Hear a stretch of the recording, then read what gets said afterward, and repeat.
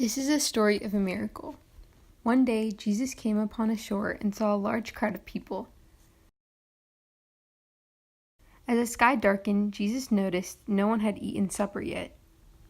As the disciples were leaving to feed just themselves, Jesus stopped them and said they should help the crowd of people first.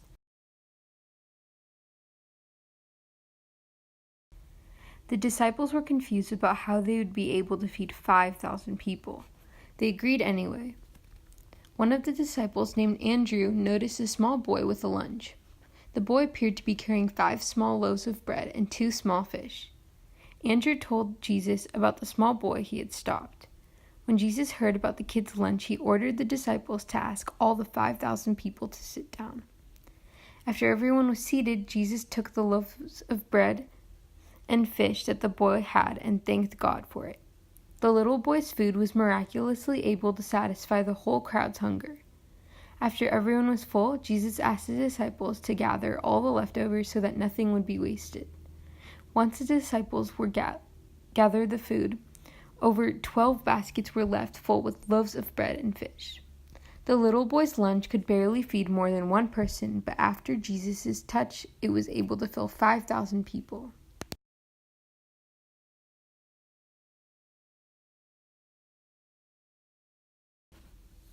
Following this, Jesus sent back the disciples across the Sea of Galilee while he was left alone to pray. As night came, the ship the disciples were sailing in was caught in a windstorm. Nearly all night, the disciples rowed against the windstorm when suddenly they saw Jesus walking on water. The disciples were frightened, thinking it may be a spirit, but they felt better after Jesus told them to stay calm. Jesus entered the ship, the windstorm calmed down, and they were able to arrive safely on land. This is a story of how Jesus brought a man back to life. Jesus received the message that Lazarus was sick. When he heard this, he stated that the sickness would not end in death. Jesus' departure was delayed by 2 days, and by the time he arrived in Bethany, Lazarus had already been buried for 4 days.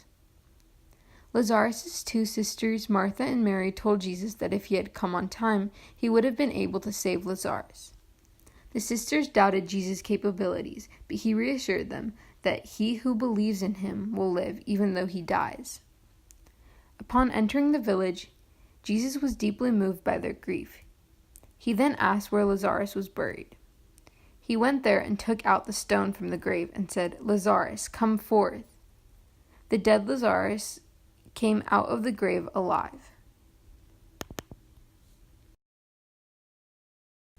In the palace of Caiaphas, chief priests and the elders of the people are planned to secretly arrest Jesus and kill him. One day, Judas Iscariot, one of Jesus' 12 disciples, went to the chief priests. Judas was willing to hand Jesus over to them if he was given something in return. The chief priests counted out 30 silver coins for him, and Judas agreed to hand Jesus over.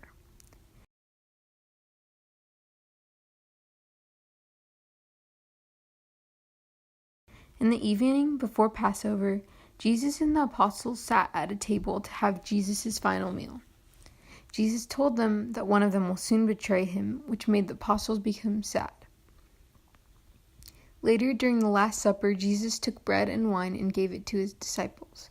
He explained that the bread was his body and the wine was his blood to forgive sins. Peter, one of Jesus' disciples, denied that he would abandon Jesus. However, Jesus replied that before the rooster crows, he would disown him 3 times.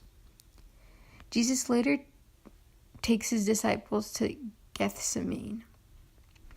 While they were there, Judas betrayed Jesus and brought a crowd armed with swords and clubs to him. He kissed Jesus and had him arrested. All his disciples deserted him and fled. Later, a servant girl walked over to Peter and accused Peter of being with Jesus of Galilee. Peter denied it. It happened again, and Peter denied it a second time. Then the people went up to Peter and accused him, and for the 3rd time he denied it again. Then, as a rooster crowed, Peter remembered that Jesus had predicted he would disown him 3 times, and Peter then had the realization. Early in the morning, the chief priests and the elders had Jesus bounded and took him to court to have him meet Governor Pilate. Judas then felt remorseful for Jesus for betraying him and returned the 30 silver coins to the chief priests and the elders. He then left the temple and killed himself. The governor had to decide if he should free Barabbas, a criminal, or Jesus. The people had wanted Barabbas free and handed Jesus over to be crucified.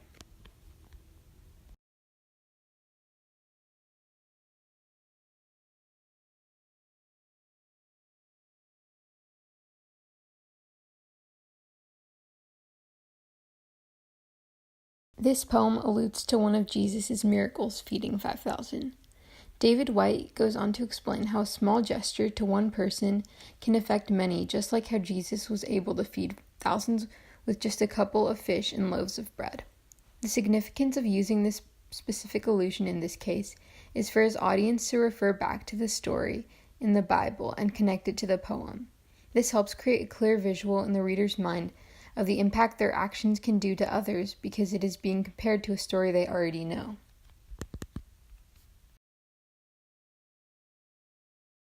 In this popular song by Eminem featuring Beyonce, Eminem alludes to Jesus walking on water from the Bible. Eminem is one of the most iconic, influential rappers of our generation, and he himself has said he feels like a rap god at times. By him saying he walks on water but he ain't no Jesus, Eminem is trying to show his fans that even though his music has brought him so much fame, he still has struggles and insecurities in his life just like others. This allusion helps deepen his message.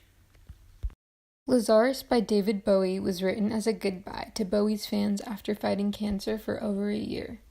This song alludes to the Bible story of Lazarus and how even though Lazarus died, Jesus brought him to life. David Bowie's purpose in alluding to this is to indirectly show how even though his life is coming to an end, he will still live on for a long time afterwards. His music is still listened to, praised, and continues to have a great effect on music in the world. His legacy lives on, just how Lazarus was brought from the dead. This political cartoon alludes to Judas and his betrayal. In the picture, we can see Jesus asking who's going to betray him, and in the corner we see Donald Trump mentioning Hillary Clinton, which connects back to the 2016 election.